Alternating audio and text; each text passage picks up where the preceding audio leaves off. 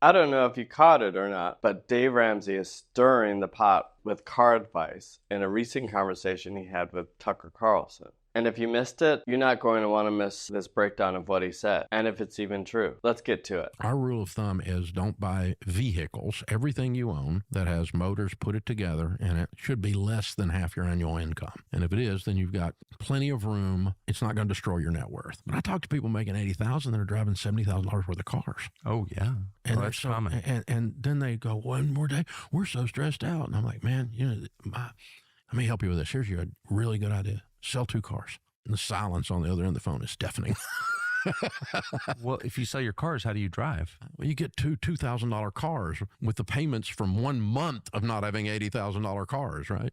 If you watch Dave Ramsey, you know he hates car loans. A lot of us have car loans or we get leases and we get stuck into them, but he really gets into it. And people don't like how Dave Ramsey says, sell your car, get rid of your cars. I don't know about you, but I've had junkers in the past. I have always wanted to own a car. I don't like owing people money and having car loans. So when Dave Ramsey's talking about this, I can relate, but a lot of us going from driving a really fancy car to selling it to get rid of the car payment, that's good advice. But going and getting a junker makes me think of something that is going to be high maintenance. I drive a Lexus. I like it. My wife has a 4Runner. We love it. And my kids have Teslas. Those are really good and high technology. We'll have a video about Teslas later on, but get something that has a reasonable maintenance cost, because you buy a used car, it's going to break. It's going to cost money. So don't trade one problem of a high payment for a new car and convince yourself, well, it's new and my maintenance costs are going to be lower.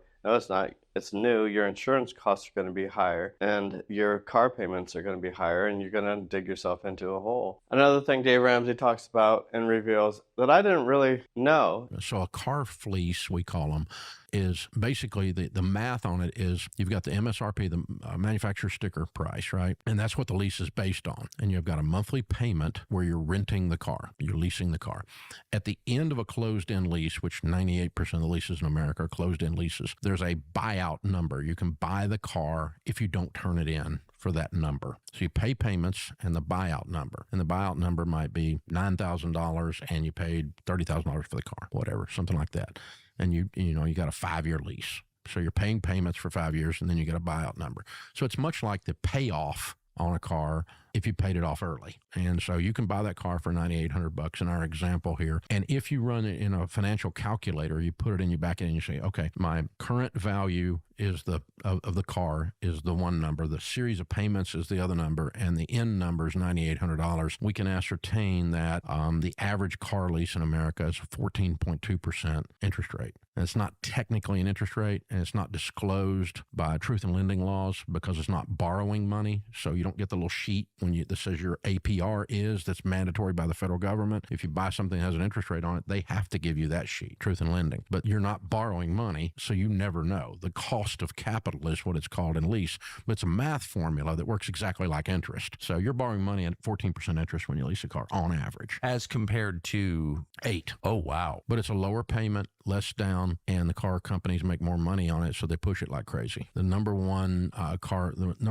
most profitable square footage on the car dealer's lot is the finance office. They make a lot more money on the sale of that contract, leasing contract, back to Ford Motor. They write them a check back to Toyota Credit, back to Chrysler Credit, whatever. They give them a check back to that dealer, and they make more money on the spread on that contract than they do on the actual spread on the inventory item of the car. So cars are an excuse to sell financing. So you're paying twice the rate on the money for a lease. That's not a very responsible thing. Plus, there's all the turning the car in, mileage, and all the other constraints of a lease. Tucker also asked a really great question. Is there any time that it makes sense to buy a new car? Because clearly people are buying new cars. And Dave Ramsey admitted, he's like, well, I buy new cars. I can afford it.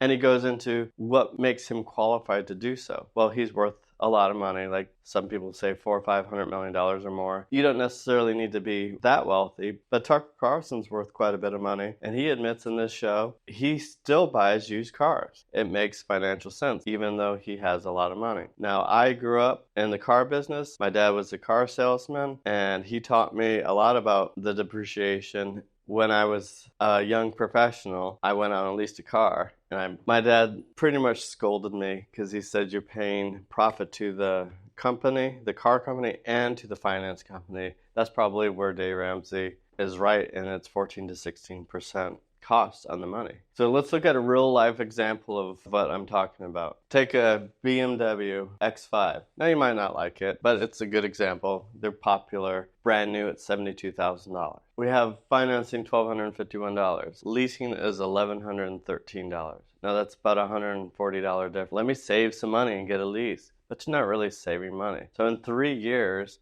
we could look at what the car value would be in 3 years to see what you're really saving in depreciation. That would be a good analysis before you go buy a brand new car. Look at what a used one is worth and how much you're going to lose versus how much you're spending on your lease payment. What is your balance going to be on your loan in 3 years? And are you going to be underwater in the value? Most likely, yes. What I would recommend is I'm going to show you a couple used cars. One is 4 or 5 years old and the other one is 10 years old.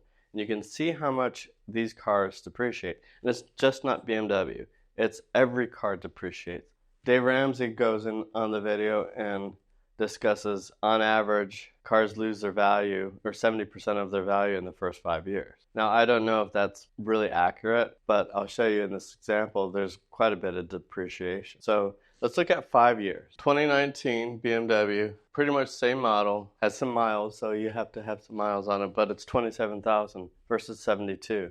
That's a pretty good hit, right? 45 grand. 45 grand in 5 years. That's $9,000 a year in depreciation. That's no fun. But if you have a certain amount of money, you can afford that kind of depreciation because you have enough money in your other investments that can offset that. If you don't, if you're just trying to live the life, trying to show everyone that you have money, that you have great credit and you can have these fancy things, really not the right way to do it. Buy something nice, buy something new when you can afford to offset that depreciation over that period of time with your other investments, with your other assets. And then in 10 years, to show you what a car actually sold for, and I went to Cars and Bids. 2013, sold for $11,000. 10, 11 years, that same car might have been sold for 70 grand 10 years ago. Is now worth $11,000 to $12,000. I might be dressed like a car salesman. I'm not here to sell you cars. It's not what I do. You can go and buy a really nice looking vehicle, a 5-year-old, and save $45,000. A 10-year-old car and save almost $60,000 on the purchase price and still have a really nice driving vehicle. It looks nice. You'll be proud to drive it. Just be conscious about what you're doing with your money. Don't worry about